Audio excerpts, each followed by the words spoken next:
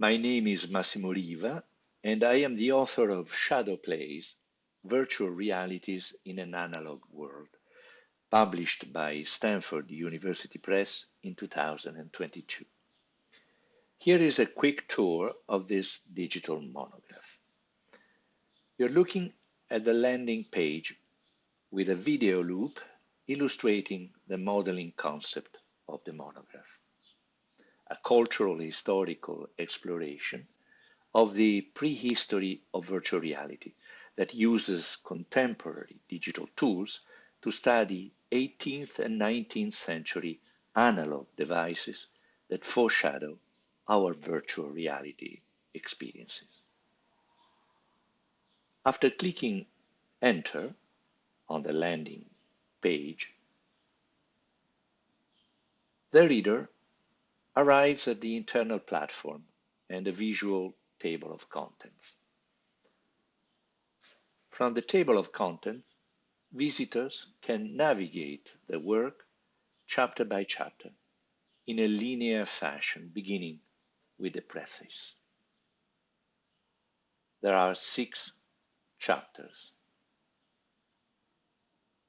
Each chapter has a thematic title and a subtitle indicating the authors, works, and optical devices that are the object of that chapter's case study. To further orient the reader, subtitles include a geographical and chronological locator, date range, and place. Subsections of each chapter include main narrative segments marked in white,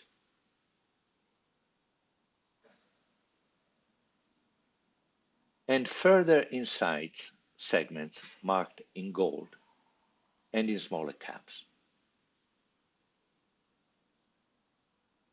Scrolling down the table of contents, visitors can also directly access the simulations accompanying each case study. There are 8 simulations in total, accessible via a link that leads directly to the simulation page. The simulations are the most important feature of this digital monograph.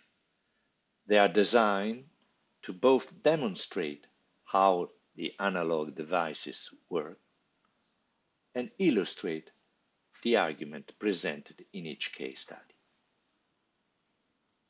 All sections of the monograph are individually linked.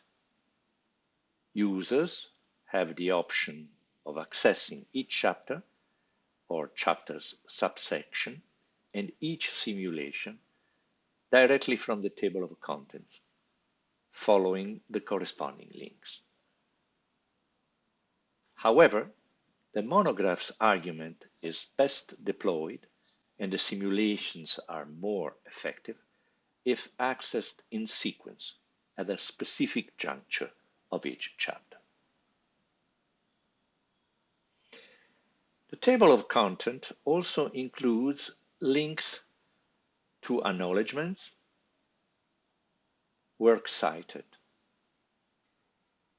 and a link to a media gallery showing thumbnails of media in the order they appear in each chapter and chapter's subsections, including links to each medium individual page, with links back to the corresponding chapter or section where they appear.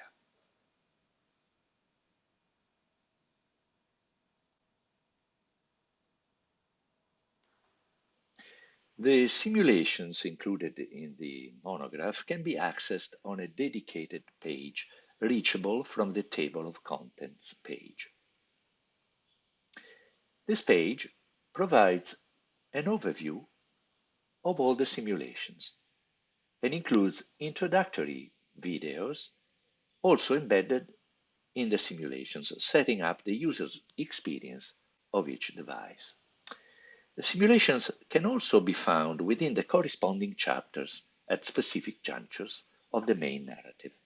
The reader can thus appreciate how the simulations are more than just teasers, although they're also intended to play their role, but are specifically designed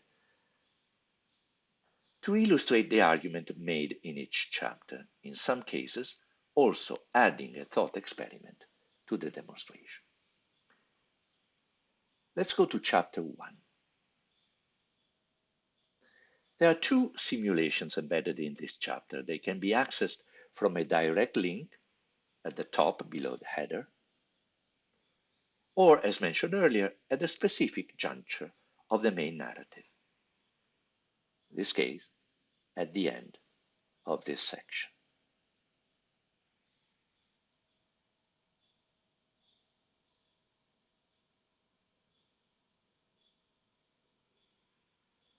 The first simulation we encounter can exemplify how the simulations are designed. Embedded within the 2D Unity WebGL interface are instructions on how to activate the various interactive functions. All simulations are based on historical and iconographical models and documents.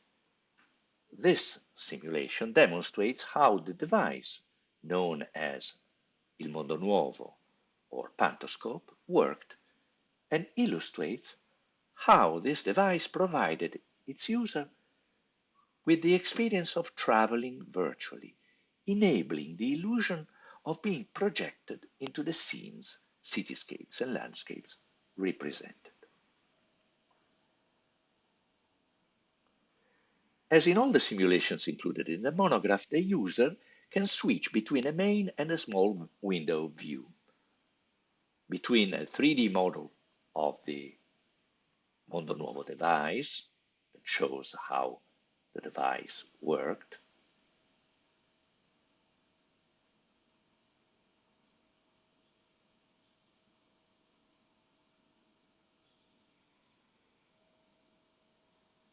and a view of the media seen through the device.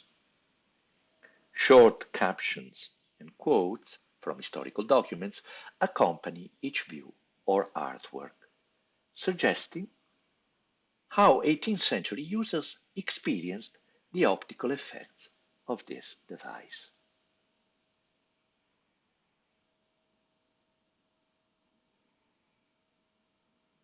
A day-to-night view special effect is embedded in some of these images and can be activated by the user.